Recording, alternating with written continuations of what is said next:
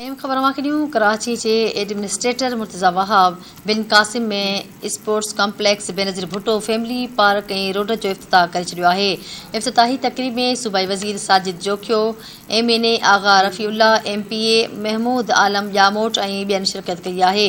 तक़रीब खे ख़िताब कंदे मुर्तज़ा वहाब चयो आहे त इमरान ख़ान सदाईं कंटेनर ते ई रहंदो, हुन कॾहिं बि अवाम जी ख़िदमत नाहे कई। संदसि चवणु हो त कॉम्प्लेक्स जो कमु जल्द शुरू थींदो, इमारत खे ख़ूबसूरत ठाहियो वेंदो।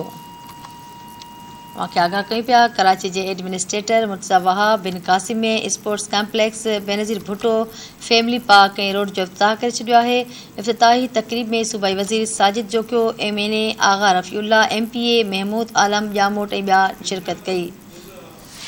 तक़रीब खे ख़िताब कंदे मुर्तज़ा वहाब चयो त इमरान ख़ान सदाईं कंटेनर ते रहंदो, हुन कॾहिं बि अवाम जी ख़िदमत नाहे कई। संदसि चवणु हो त कॉम्प्लेक्स जो कमु जल्द शुरू थी वेंदो, इमारत खे ख़ूबसूरत ठाहियो वेंदो।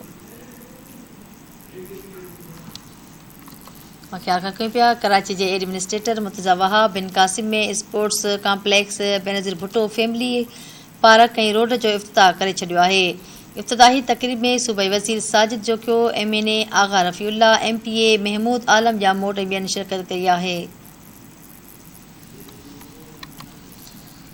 आगाह कयूं पिया कराची जे एडमिनिस्ट्रेटर मुर्तज़ा वहाब बिन कासिम में स्पोर्ट्स कॉम्प्लेक्स बेनज़ीर भुट्टो जे फैमिली पार्क ऐं रोड जो इफ़्तिताह करे छॾियो आहे।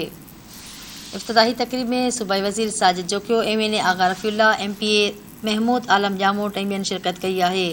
तक़रीब खे ख़िताब कंदे मुर्तज़ा वहाब चयो त इमरान ख़ान सदाईं कंटेनर ते ई रहंदो, हुन कॾहिं बि अवाम जी ख़िदमत नाहे कई।